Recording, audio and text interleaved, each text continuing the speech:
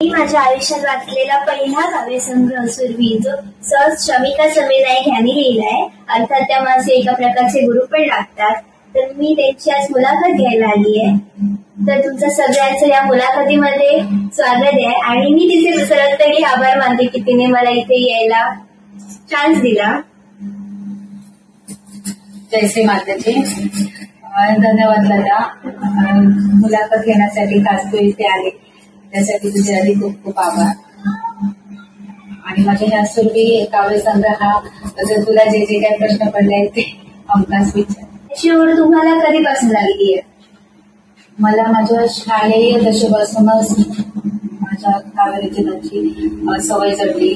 माझी मोठी ताई अनुराधा ती लेखन करायची, तिचं बघून बघून मला ही ओढ लागली. तसंच आमचे शालेय शिक्षक होते, हे काही पण असं काव्यरचना म्हणा, लेख म्हणा सांगितलेली आहे की म्हणायची स्वरचित करा, स्वरचित कोणाची कॉपी करू नका. ते कसं ध्यानात होतं, त्याच्यामुळे कसं मनात पण आलं आपण पण काहीतरी स्वतःहून लिहावं आणि त्याच्यातूनच मला ही ओढ आणि आवड निर्माण.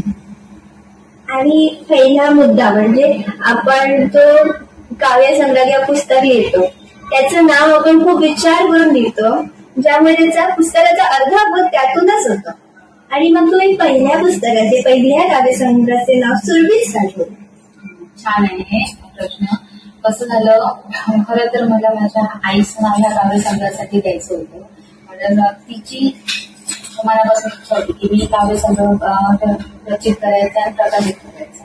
आणि तिचं मी लेखन करायचे ते तिला मी वाचून दाखवत राहायची, ती पण वाचायची. तिला पण हा ही कशी ही कविता पहिला ती कविता पहिला असं बोलायची. तर ती म्हणाले होय छान असं. आणि ती कशी म्हणायची एवढं लिहितंय तर एक पुस्तक तरी छान पुस्तक सुद्धा असं तिने म्हटलेलं किती जणांच्या कानावर आणि हृदयावर कोरलेलं आहे. आणि मग त्याच्यातूनच मला कसं झालं काव्यसंग्रह करायचं. मग ते त्याच्यासाठी नाव कल्याणी हे ठेवायचं असं माझं पहिल्यापासून होतं. पण नंतर मी जेव्हा प्रकाशित करायला गेले तेव्हा त्या मार्गदर्शकांकडून कळलं की तुम्ही असं एक म्हणजे प्रॉपर एखाद्याचं नाव तुम्ही देऊ शकत नाही. आणि त्यांच्यावर कविता किंवा एखादा लेख असेल किंवा गोष्ट असेल तर तुम्ही देऊ शकता किंवा एखादी कविता तिला अर्पित करू शकता, पण सदर जे पुस्तकाला नाव शक्यतो देऊ नका. मग असं वाटलं ह्या पुस्तकात कसं अनेक प्रकारच्या कविता होत्या, सामाजिक घडामोडी, नैसर्गिक किंवा कौटुंबिक अशा जिव्हाळ्याच्या विषयावर सुद्धा कविता आहेत. मग असं मनात वाटलं की एक अशी कविता म्हणजे काय असते, एक शृंखला असते. आपण गुंफून माळा जसे बनवतो तसं आपल्या कविता सुद्धा काय असते, एक साखळी असते.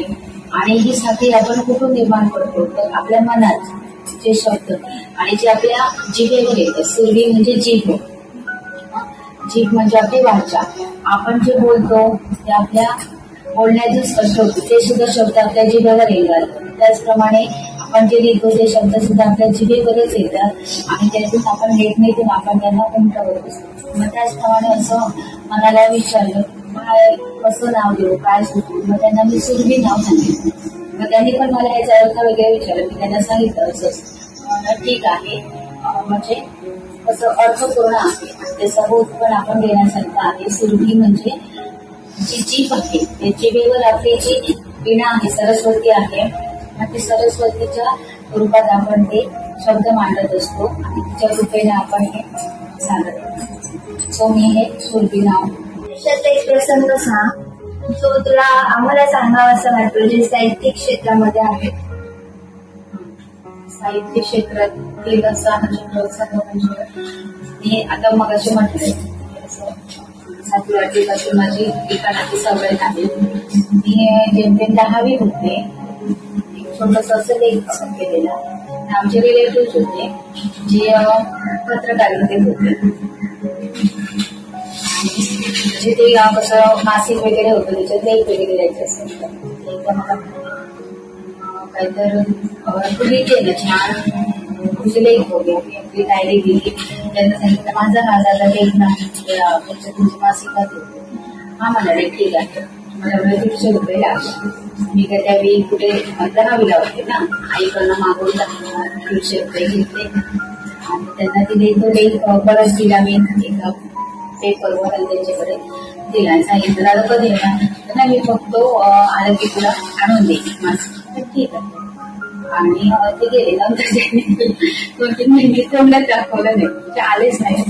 आणि मी काय त्यांना नंतर भेटले ते असेल, पण मी मुद्दाम म्हणून त्या लेखाचा विषय काढला तर त्यांनी काय सांगितलं नाही समोर. नंतर ते झालं. नंतर मी जरा पुढे 12वी-15वीच्या दरम्यान असताना आमचे बालमुकुंद सर ते बेळगावचे संपर्कात आहेत, त्यांच्याशी भेट झाले. मग ते त्यांना मी असंच एकदा असंच विषय असं सांगितलं ना, बाळा असं काही नसतं, तुमचे जे विचार असतात ते पडसादमध्ये हमखास येतात, किंवा इतर ठिकाणी सुद्धा इतर जे वृत्तपत्र वगैरे आहे, नाशिक आहे, साप्ताहिक आहे, त्याच्यातनं सुद्धा आपण काही लेख असतात आपले सामाजिक, कौटुंबिक, बांधिक किंवा नागरिक, ते आपण देऊ शकतो. तुला जेव्हा जेव्हा मला वाटेल तेव्हा तू लेखन पण मला पाठव, जर योग्य असेल आणि तो प्रसिद्ध करण्यासारखं असेल तर मी नक्की प्रसिद्ध करेन. तर ठीक आहे. तेव्हापासून त्यांचे काय झाले, गुरु झाले.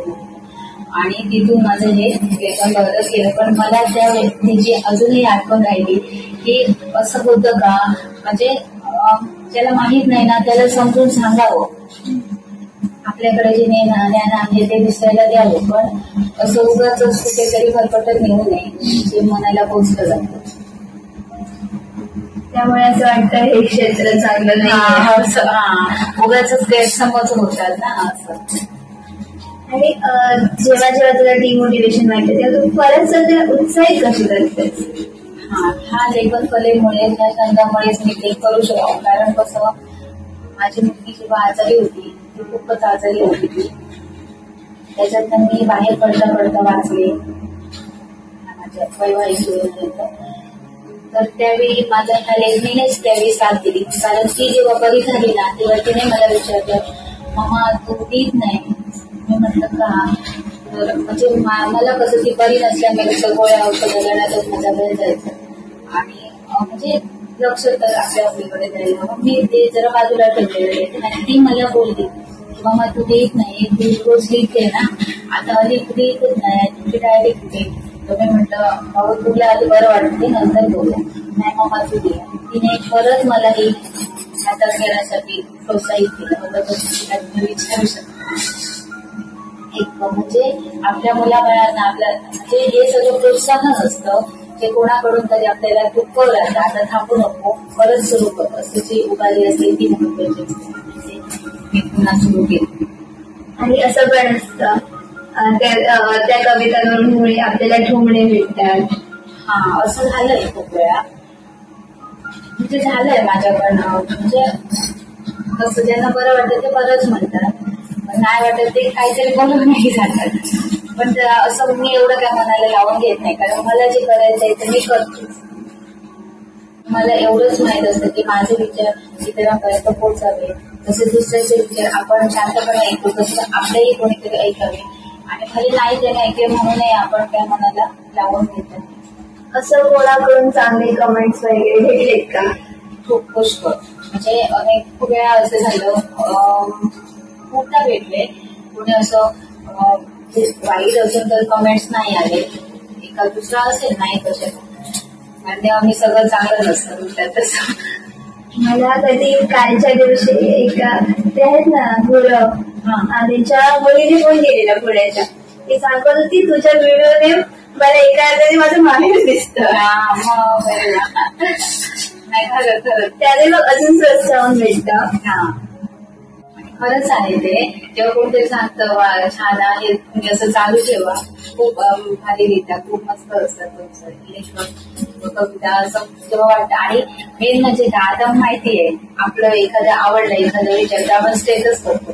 मग हे मला खूप आवडतं की जेव्हा जेव्हा मी एखादी कविता ठेवते, माझ्या मैत्रिणी आहेत किंवा आहेत जे माझे नाही ते काय करतात, आपण स्टेटस लावतो त्याच्यावर ना कळतं हा कविता पण अशी कोण व्यक्ती आहे ज्याने तुला प्रोत्साहन केलंय आणि तुझ्या साहित्यिक क्षेत्रामध्ये तुला पुढे जाण्यास अधिक मदत केली आहे, आणि त्यांचे तुला आभार कशा प्रकारे मानायचे? खरं सांगायचं म्हणजे ज्यांनी मला हातात लेखणी देऊन शिकवलं, लिहायला वाचायला शिकवलं, त्या सर्व गुरूंचे मी आभारी आहे. आजी माझी जे माझे शाळेले आहेत शिक्षक, सर्व गुरुवर्यांचे मी ऋण व्यक्त करते. त्याचप्रमाणे आई वडील, त्याचप्रमाणे माझे कुटुंबातील जे माझे सासरची मंडळी आहे, सासू सासरे, माझे पती, नंदी, या सगळ्यांचे सुद्धा मी आभारी आहे. माझ्या लहान मुलांचे सुद्धा, कारण त्यांच्याकडनं सुद्धा आता मी मग सुद्धा सांगितलं इन्स्पिरेशन भेटतं त्यांना बघून बघून. त्यानंतर जे साहित्य क्षेत्रात पुढे जे मला मार्गदर्शन भेटले ते म्हणजे बेळगावचे संपादक बालमुकुंद सर, त्यांचं मला खूप म्हणजे खूप योगदान भेटलं. कारण त्यांनी मला मी जे फक्त लिहितच होते, डायरीतच होते, ते फक्त मला प्रसिद्धी. काही जण असे असतात ज्यांच्यामध्ये कला असते पण त्यांना प्रसिद्ध करण्यासाठी साधलेली नसतं, साधन असं मार्गदर्शन होतं, तर तेच आपण पुढे जाऊ शकतो. त्याचप्रमाणे जे मागच्या वेळी आपले प्रवीण मांजरेकर सर आज ते आपल्यात नाही आहे, वाईट वाटते, पण त्यांनी सुद्धा अनेक वेळा मला विचारलं आनंद लेखन चालू आहे ना, म्हणजे होय सर, मी वाचतो बघतो मी असं म्हणायचे. मग ते आनंद वाटायचं भरपूर सरांना पण अजून माहिती आहे आणि त्यांनी पण मला प्रत्येक वेळा असं प्रोत्साहन दिलेलं आहे. त्याचप्रमाणे आणि कधी कधी जे आपले गुरु असतात ज्यांनी आपल्याला शिकवलं ते पण कधी कधी स्टेटस वगैरे लावलं की रिप्लाय देतात, तेव्हा सुद्धा खूप बरं वाटतं. त्याचप्रमाणे माझ्या शाळेतील मित्रमैत्रिणी ज्या अजूनही माझ्या कॉन्टॅक्टमध्ये आहेत आणि ह्या कलेमुळेच मला अजून प्रोत्साहित करत असतात. नाव घेण्यासारखं अनेक नाम होणार म्हणजे अशी कितीतरी नावं. त्याचप्रमाणे शिवम प्रभाग संघ, त्या ठिकाणी मी आमचा उमेदचा शिवम प्रभाग संघ आहे, कार्यकर्त्याचे 2 वर्ष. मग तिथे जे मला सर्व स्वतः भेटला, मैत्रिणी भेटल्या, त्या मैत्रिणींचे सगळ्यांचे मी आभार मानते. कारण प्रत्येक वेळी त्या सांगत क्षणिका मी असं लिहित राहा, असं ते त्यांनी मागच्या वेळी माझ्या प्रभाग संघावर आमच्याकडे कविता करून घेतली. आमच्या प्रभाग संघावर कविता करा, ऑफिसरनी एक जागा सुद्धा ठेवलेली कवितेला आवडायचं, आवडी आहे त्या कविता. पण एक ते प्रोत्साहन असतं आणि ह्या सगळ्या आणि ज्या अजून म्हणणार तर आपल्या हे सरळ शाळेचे सर्व शिक्षक ते सुद्धा अजूनही नाव शिंदेबाई त्यांना पण आवड आहे लिहायची वगैरे. आणि जो माणूस आपण स्वतः करतो ना त्याला अजून दुसऱ्याचे पण त्याला चांगली वाटत असते. प्रत्येक वेळी ते प्रोत्साहित करत असतात. देसाई मॅडम म्हणा, पेडणेकर मॅडम, शिंदे मॅडम, जरा बरं वाटतं. आणि ह्याच कलेने मला अनेक सन्मान प्राप्त झाले. तिथे मला पद्मभूषण, कोरोना काळातील माणूस असा एक विषय होता आणि त्या विषयावर आधारित पत्र लेखन करायचं होतं. सुनेक स्मृती म्हणून ते होतं, स्पर्धा होती आणि मग त्यात मी ते पत्र लिहिलं. त्यात मला राज्यस्तरीय माझा 1 नंबर आलेला आणि त्यातूनच मला एक गुरु भेटले, मनोज जाधव सर म्हणून, ते प्राध्यापक आहे रत्नागिरीला. त्यानंतर खोबरागडे मॅडम म्हणून तिथे, मग त्यांनी बऱ्यापैकी मला सहयोग केला. आणि अनेक त्यानंतर रोटरी क्लब सन्मान आपले सावंतवाडी, त्यानंतर मदत गावडे सर जे अजूनही मला मार्गदर्शन देत असतात. मॉल असेल मला सहकार्य केलेलं आहे. मदत गावडे सर, उषा परब मॅडम, आमचे मनोज मानवडकर सर जे बांधायचे आहेत ते सुद्धा लेखनासाठी अनेक वेळा.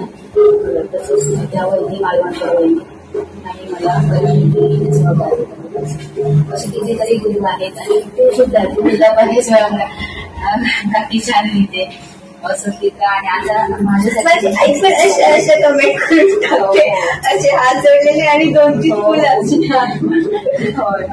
म्हणजे हे सुद्धा कौतुकासाठी खूप उपयोगी असतं आणि आपलं त्यात सल्ला बघत असतं. अशी तुमची आवडती कविता आहे की तुला आम्हाला सांगायला खूप आवडेल? माझे जे हा पहिल्या काव्य संग्रहातीलच एक कविता आहे, पानगड म्हणून. पानगड ती मला खूप आवडते आणि खूप. झेलले ऋतू किती, सोसले किती वादळे, झेलले ऋतू किती, सोसले किती वादळे, एक जागी तळ शोकणी राहिलो उभा थंडीवर, पावसामध्ये बंगलो आनंद घेता कधी, हिरव्या पल्लवीत शहादलो श्वास घेता ढोलवणे, छाया दिली कित्येक पंखांना, छाया दिली कित्येक पंखांना, अन थकल्या वाट सदना, दुःख होऊन निघाल्या किती दूरच्या पंखांना.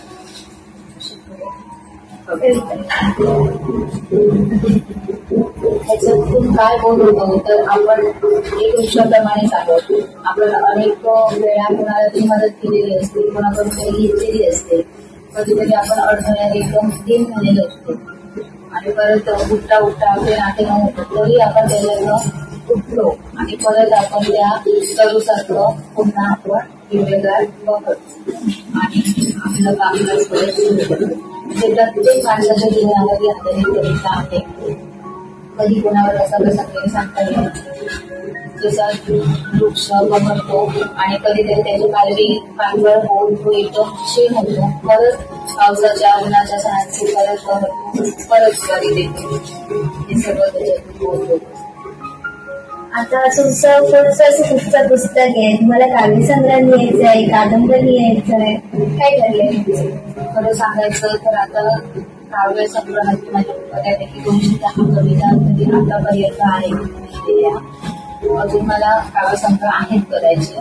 तसंच मला ना आता जरा लेखनावर म्हणजे इतर जे आपले अविस्मरणीय प्रसंग असतात किंवा प्रवास करणं असतात किंवा दीर्घलेख लघुलेख जे आहेत त्याच्यावर मला भर द्यायचं आहे.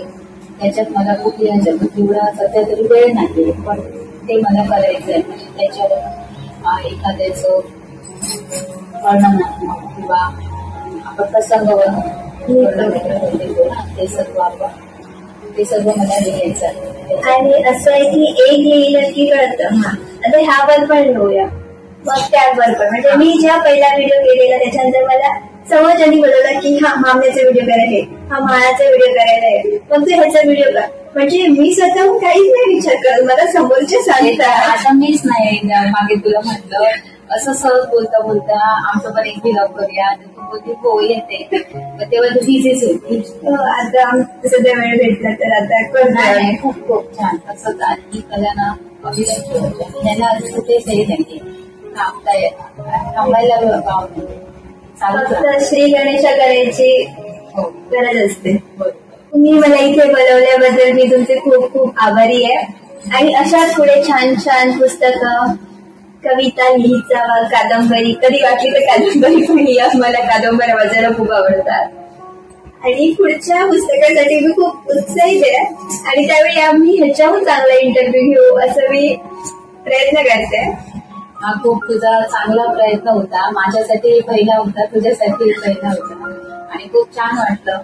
म्हणजे काहीतरी आपल्या वेगळं काहीतरी बदल झालेला आहे असं वाटलं आणि तुझे खूप खूप आभार. कारण ट्रिपवर आली आणि मला हे बोलण्यास प्रवृत्त केलंच, मला नक्कीच प्रवृत्त केलंच.